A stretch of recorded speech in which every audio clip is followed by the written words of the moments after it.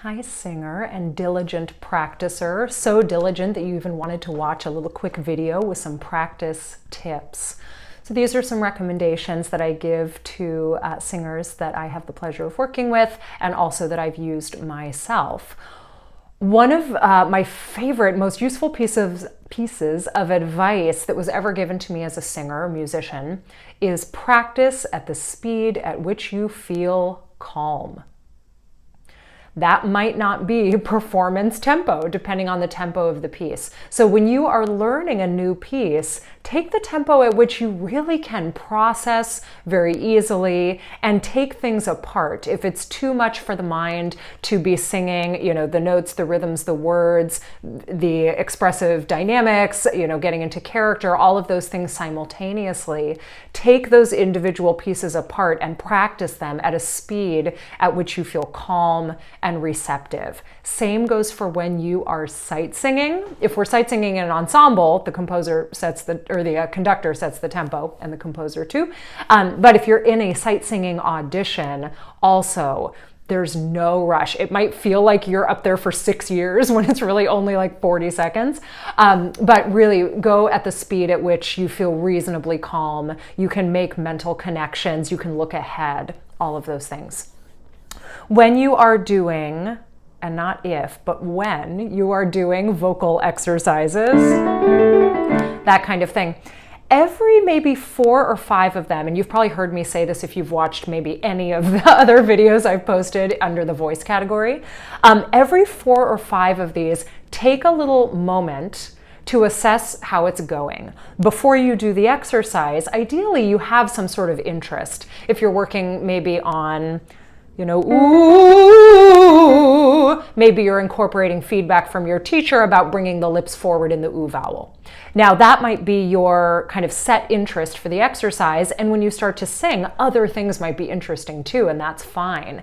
But it's good to have kind of an anchor or a purpose to the exercise so that every 4 or 5 keys you can stop and assess how that's going. If something else kind of feels more interesting or pertinent, then you could pivot your focus to maybe some other aspect of the singing, rather than just going through the exercise all the way up, going all the way down, where we're not really being present with what's happening and how we're learning and how we're growing through the exercise. So when you stop, you might ask yourself, what does this feel like? What am I sensing in my body? And what does it sound like? What do I hear? And it's amazing when I ask those questions to singers that sing with me. Often, I'll ask them what do they feel, and they might give me all kinds of really kind of detailed sensation and lots of feedback around that. And then I ask them, what did it sound like to you? And they're like, what? Like they haven't really even thought about the sound. Or conversely, someone might have a lot of adjectives to describe the sound, really kind of nuanced awareness of the vocal quality, and then I ask, what did it feel like as you were producing the sound? And they don't have a lot to offer there. So it's important to notice in yourself whether you're more inclined towards listening and thinking or more inclined towards sensing and feeling, and honoring both, really being interested in both, but trying to kind of bring up the one that's a little bit less developed so you have more information to work with. So once you've asked yourself, what does this sound like? What does it feel like? And you kind of have an idea of how things are going. And this all happens quite quickly when you're actually doing it in the moment. Then the next question, and probably the most important one, is what do I want? Do I want it to sound and feel as it just did? Or do I want something else? The more specific you can be in your intention of what you want the sound to be, and the more kind of descriptive adjectives, colors, textures, qualities, temperatures, any kind of thing that you can use to really hone in on the sound that you want will help it come out of your mouth. It will help it come out of your body. And it's pretty hard to make any kind of vocal adjustment, especially subtle ones, if we don't actually know that what we want. So every 4 or 5 keys, kind of stopping. How did it feel? How did it sound? What's going on? And what do I want as I progress? Do I want to do those ones I've just done again and maybe try to make some kind of adjustment or reinforce something that was going really well that I was happy with, or do I want to go on? And important to recognize that many exercises feel quite different in different parts of the vocal range. So it wouldn't really make sense to kind of do the whole thing all the way up and down and then ask how'd that feel, how'd that sound, because I bet you'll get a lot of different answers. So stop, kind of take little breaks here and there. When you're sequencing your vocal exercises in your practice, I like to start the first exercise after you've done some kind of movement, stretching your tongue, your jaw, your intercostal muscles in between the ribs with some side bending. There's lots of videos on Embodied online for you to do, kind of warm up things. But once you've got the body energized, spacious, and in balance, then first vocal exercise, I recommend some kind of SOVT. So an SOVT is a semi-occluded vocal tract exercise. That means that the vocal tract, the mouth and throat, the space in which the sound is resonating and vibrating, that some part of that is closed off, at least partially. So examples of SOVTs are lip trill, tongue trill, straw phonation, humming, v, which is fantastic but can get a little itchy. And then if you don't have a straw, I call straw without a straw. You take the finger just about an inch and half an inch in front of the lips, and you make sort of a kazooie sound. It's like if oo and v and f like all had a baby together. So straw without a straw. Pitch gliding, sliding, or siren type exercises are also a really friendly first exercise because it's a gradual lengthening of the vocal folds as you ascend in pitch, and then a gradual shortening and thickening of the folds as you come down in pitch. So you can think of it really as a literal kind of warm-up stretch for the voice. Combining pitch gliding on an SOVT, fifths, octaves, great.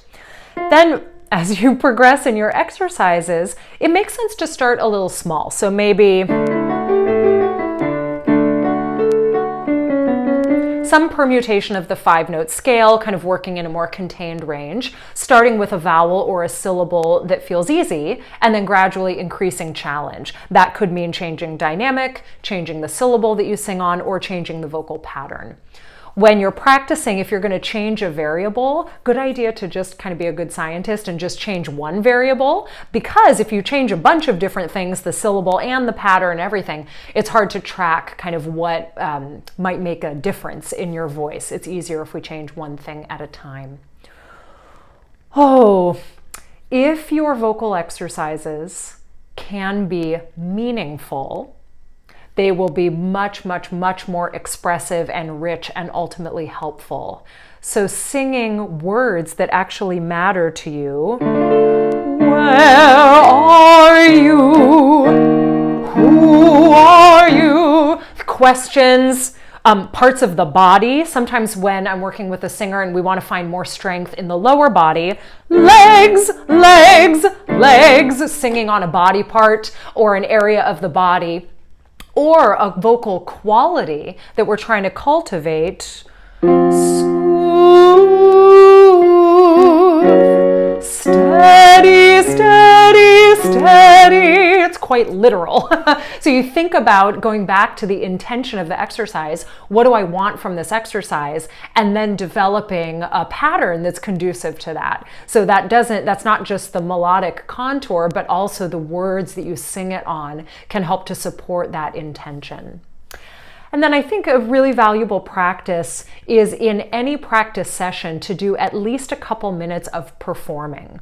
So no one might be there. You might be performing for yourself or your cat or something, but really standing up, standing as though the body is open and generous, maybe imagining yourself in some sort of performance venue. And whether it's a vocal exercise or a little snippet of repertoire, practicing the feeling of performing every time so that when we come into an audition setting or a performance, it doesn't feel so unfamiliar, that we can incorporate those experiences more into our individual practice.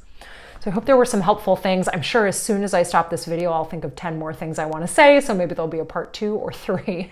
If you have questions or need any help or support, please feel free to email me at embodiedsinger@gmail.com. There are also a lot of resources, vocal exercise builders, practice sequences, and time-based practice strategies on the resources section of embodiedsinger.com. So it's not the videos, these are PDFs with different things you can work with. So you can check that out. You can also leave a comment wherever you found this video. Happy practicing. Very proud of you for investing time to learn about practicing. Bravi tutti.